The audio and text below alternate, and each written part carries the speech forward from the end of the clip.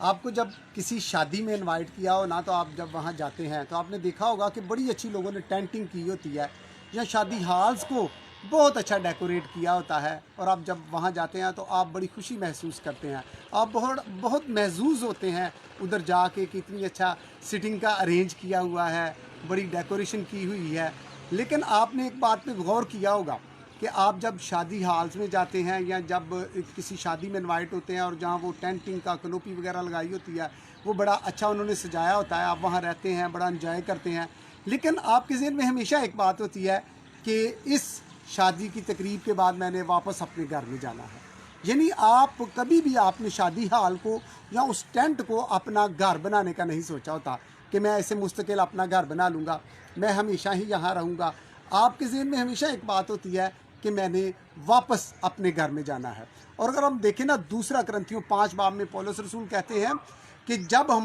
ہم جانتے ہیں کہ جب ہمارا خیمے کا گھر جو زمین پر ہے گرایا جائے گا، تو ہمیں آسمان پر ایک ایسی عمارت ملے گی جو ہاتھ کا بنا ہوا گھر نہیں۔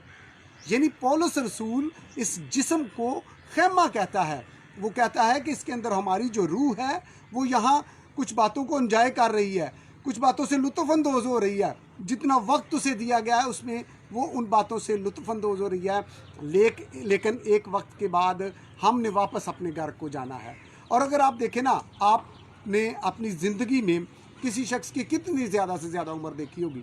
ہم لوگوں سے پوچھتے ہیں، کوئی کہتا ہے جی میں نے ایک شخص کو دیکھا تھا، اس کی 100 سال عمر تھی، ایک شخص کی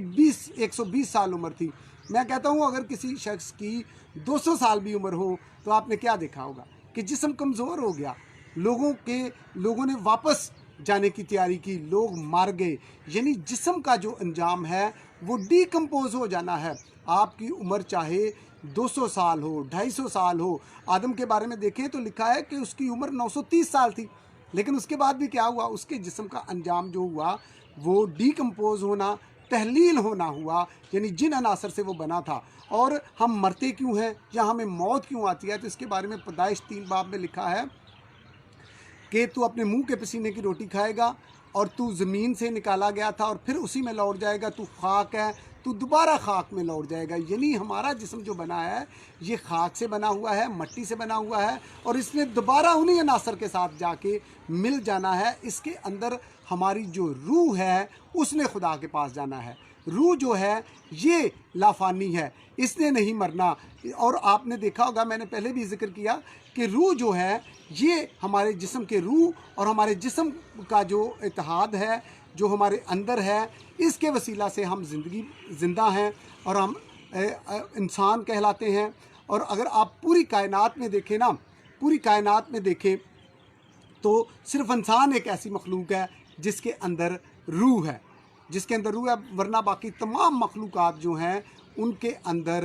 جان ہے۔ اور ہم بہت سارے مسیحی علماء نے جو خدا کی شبیہ کی جو انہوں نے تشریح کی ہے، تفاسیر کی ہیں، ان کے مطابق یہ ہے کہ بہت ساری انسان میں خدا کی خوبیاں ہیں، اور وہ ساری تفاسیر جو انہوں نے انسان کا خدا کی شبیہ پہ ہونے کے بارے میں جو تفاسیر کی ہیں وہ بہت اچھی ہیں۔ لیکن میں کہتا ہوں کہ انسان کا خدا کی شبیہ پہ ہونے کا مطلب یہ ہے کہ انسان کے اندر روح ہے اور خدا روح ہے، اور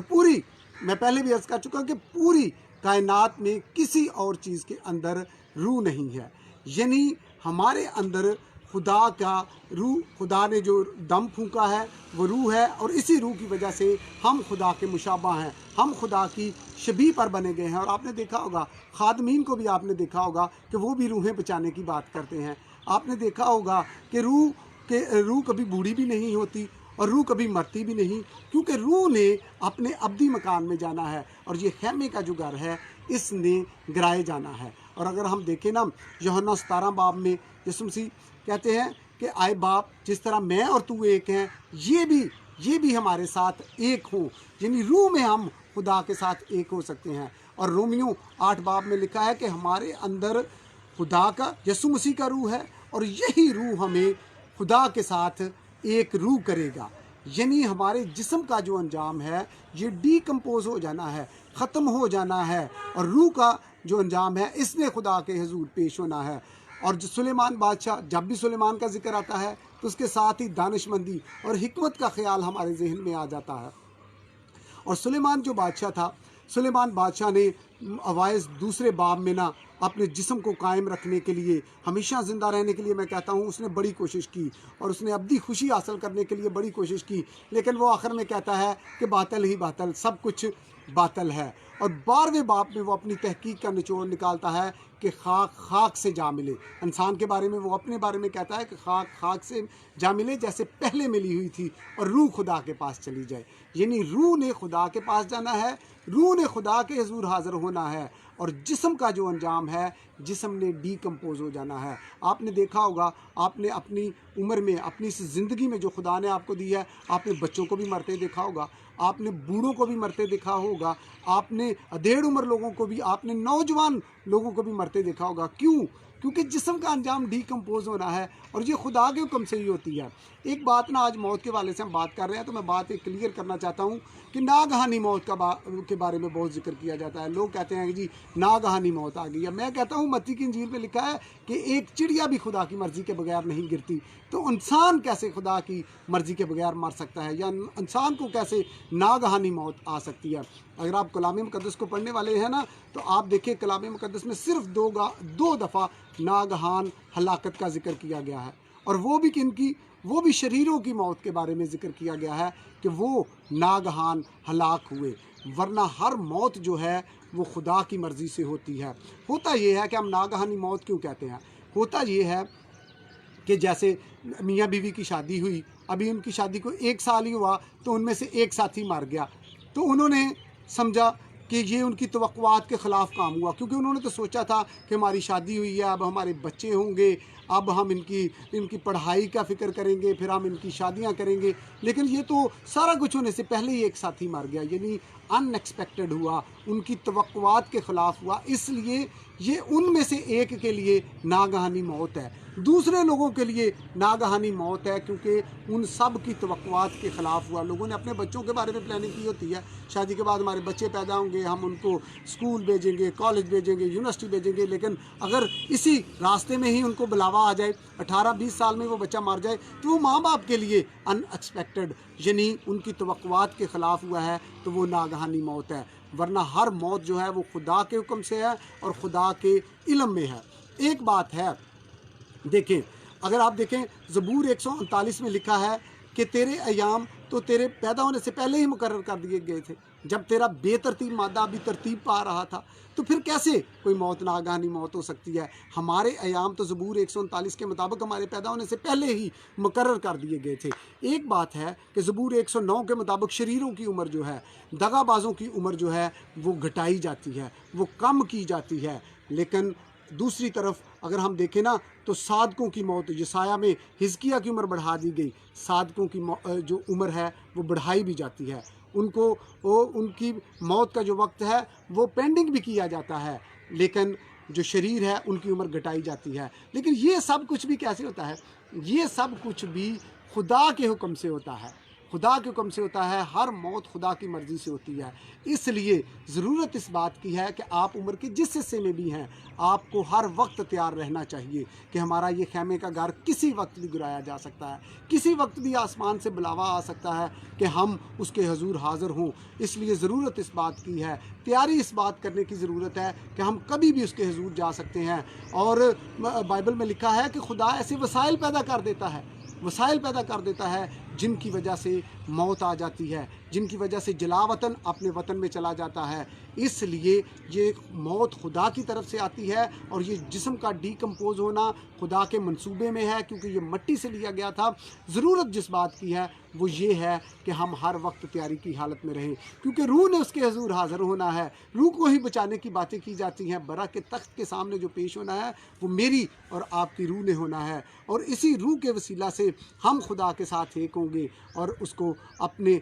جو ہم نے اس زمین میں رہتے ہوئے، اس زمین پہ رہتے ہوئے جو ہم نے کام کیے ہیں ان کا حساب وہاں ہوگا۔ اور اگر آپ دیکھیں نا، میں اکثر اس بات کو کہتا ہوں کہ لوگ کہتے ہیں کہ سر جی آپ نے تو بتایا کہ جسم کا کوئی فائدہ ہی نہیں، جسم کا کام تو ڈی کمپوز ہو جانا ہے، جسم نے تو ختم ہو جانا ہے، تو پھر جسم دیا ہی کیوں گیا تھا؟ تو میں انہیں کہتا ہوں کہ آپ دیکھیں کرنتھیوں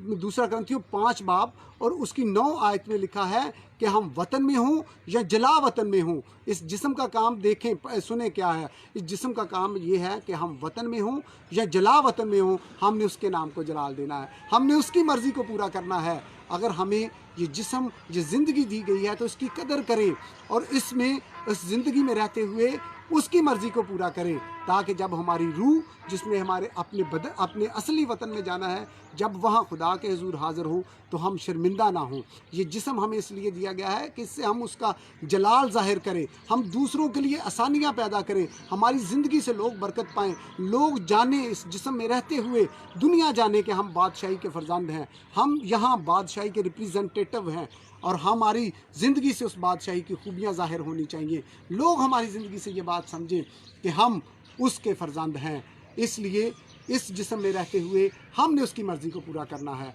मैं कहता हूँ आप अपने ख़ानदान के साथ बैठें, अपने बच्चों के साथ, जैसे आप उनकी पढ़ाई के बारे में प्लानिंग करते हैं, उनसे डिस्कस करते हैं, उनकी शादियों के बारे में उनसे डिस्कस करते हैं, ख़ानदान के लोगों के साथ और अपने बातों को डिस्कस करते हैं, मौत को भी डिस्कस करें। मौत के बारे में बात करना कोई बदशगुनी की बात नहीं है,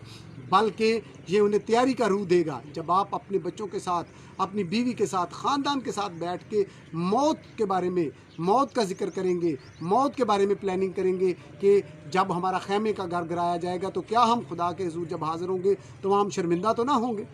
ये बात ज़रूरी है कि आप अपने ख़ानदान के साथ, मैं अक्सर अपनी बीवी से कहता हूँ कि लोग अपनी शादी की 50वीं सालगिरह 50वीं वेडिंग एनिवर्सरी मनाते हैं तो कहते हैं कि जी ये गोल्डन जुबली हम मना रहे हैं। तो मैं कहता हूँ खुदा ना करे अगर कभी ऐसा हुआ कि हम अपनी 50 साल ज़िंदगी ना गुजार सके, 60 साल 65 साल इकट्ठे ज़िंदगी ना गुजार सके, लेकिन हम 1000 साल इकट्ठे ज़रूर ज़िंदगी गुजारेंगे, क्योंकि हम रास्त ज़िंदगी गुजारते हैं, हम अपनी ज़िंदगी से उसके नाम को इज़्ज़त और जलाल देते हैं, हम उसकी मर्ज़ी को पूरा करते हैं। इसलिए हमें ये हक़ मिलेगा कि हम 1000 साल बादशाहत में इकट्ठे रहें। और वो 1000 साल बादशाहत कैसी होगी? वहाँ ना कोई गम ना कोई दुख होगा, सोने की सड़कें हमारे पाँव के नीचे होंगी, दुनिया की कीमती चीज़ें हमारे पाँव के नीचे होंगी। इसलिए ज़रूरी है कि हम इस ज़िंदगी में रहते हुए उसकी मर्ज़ी को पूरा करें, उसको सामने अपने रखें, हर वक्त उसके डर और खौफ में रहें और लोगों की ज़िंदगियों के लिए भी आसानियाँ पैदा करें, लोगों के लिए भी यहाँ जन्नत का समा पैदा कर दें। अपनी ज़िंदगी से लोगों के लिए इस कदर आसानियाँ पैदा करें कि लोग हमें बादशाही के फ़र्जंद समझते हुए जन्नत का समा महसूस करें और वो जाने कि जब हम हकीकत में खुदा की हुज़ूरी में होंगे तो किस कदर लुत्फ़अंदोज़ होंगे, किस कदर सुकून और इत्मीनान में होंगे। ये मेरा और आपका काम है कि हम बादशाही के फ़र्जंद हैं, हम अपनी ज़िंदगियों से उसका जलाल इस तरह से ज़ाहिर करें कि लोग बरकत पाएँ। अच्छा, हर दौर का जो इंसान है ना, उसकी ये ख्वाहिश रही है, वो ये जानना चाहता है, हर दौर का इंसान ये जानना चाहता है कि मुस्तकबिल में क्या होगा, मुस्तकबिल की ज़िंदगी कैसे होगी। खुदा के खादम जे रॉकली हैं, बिली ग्राम है, उन्होंने मौत के बाद बहुत कुछ लिखा और बहुत कुछ बयान किया है कि क्या होगा, मौत के बाद क्या होगा, क्योंकि लोगों की ये ख्वाहिश है, लोग जानना चाहते हैं। लेकिन मैं कलाम मुक़द्दस में से आपको एक बात बताना चाहता हूँ कि मौत के बाद क्या होगा, जब हम मरेंगे तो उसके बाद क्या होगा। मैं वाज़ेह तौर पे आपको बता देना चाहता हूँ कि खुदा का कलाम जो हमें बताता है वो ये है कि मौत के बाद अदालत होगी, और वो ऐसी अदालत होगी जिसमें आपको दोबारा मौका नहीं दिया जाएगा। उस अदालत में आपको दोबारा तौबा का मौका नहीं दिया जाएगा। उस अदालत में आपके कामों के मुताबिक आपको अजर मिलेगा। इसलिए ज़रूरत इस बात की है कि इस बदन में रहते हुए उस अदालत की तैयारी करें कि जब हम खुदा के हुज़ूर हाज़िर हों तो हम शर्मिंदा ना हों, हम अब्दी आग के हवाले ना किए जाएं। इसलिए मौत के बाद जो होना है वो अदालत होनी है, कोई किसी की शफायत नहीं कर सकेगा। और आप अगर देखें ना, लोग लाज़र जिसे नसूरों से भरा हुआ था और वो जब मर गया और अमीर आदमी भी मर गया, और वो लाज़र जो था वो इब्राहिम की गोद में था, और वो कहते हैं कि तू उसकी अमीर आदमी की शफायत कर। तो इब्राहिम खुदा के इतना करीब होते हुए, इतना ख़ास शख्स होते हुए भी अपनी बेबसी का इजहार करता है कि हमारे तुम्हारे दरमियान गड़ा है, यानी अब मैं कुछ नहीं कर सकता। मौत के बाद आपके पास कोई चांस नहीं है, कोई आप तौबा नहीं कर सकते। अभी आपके पास मौका है कि आप अपनी ज़िंदगी को तब्दील करें, आप अपनी ज़िंदगी को खुदा को दे दें, ताकि जब आप बरे के तख्त के सामने हाज़िर हों तो आप शर्मिंदा ना हों, आप खुशी से उसके सामने मुक़द्दसों के साथ मिल के कदूस कदूस उसे कह सकें। और यही बात आज اس پیغام کے وسیلے سے میں آپ تک پہنچانا چاہتا ہوں کہ موت کے بعد جو ہونا ہے وہ عدالت ہونی ہے، اور اس عدالت سے اگر آپ بچنا چاہتے ہیں تو اس زندگی میں رہتے ہوئے اپنی زندگیوں سے اس کے نام کو عزت اور جلال دیں۔ یسوع مسیح میرا اور آپ سب کا حامی و ناصر۔